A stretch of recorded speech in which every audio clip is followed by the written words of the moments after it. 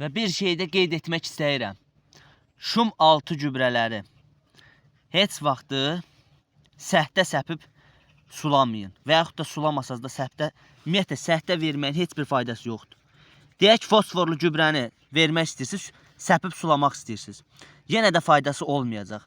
Fosfor bir il ərzində torpağın 5-8 santim qatına qədər gedə bilmir. Çünki torpaqda hərəkətsizdir.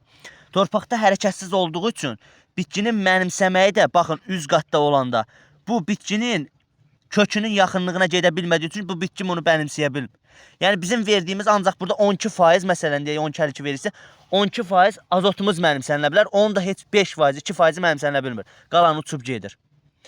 Karbamid olsun, ümumiyyətlə amofos gübrələri olsun, bunları nitromofosk olsun, 16-16-16+S. Bunların verilməyinə düzgün diqqət yetirmək lazımdır. Torpağa üzvü gübrə verin, bununla yanaşı, üzvü gübrə verin, üzvü.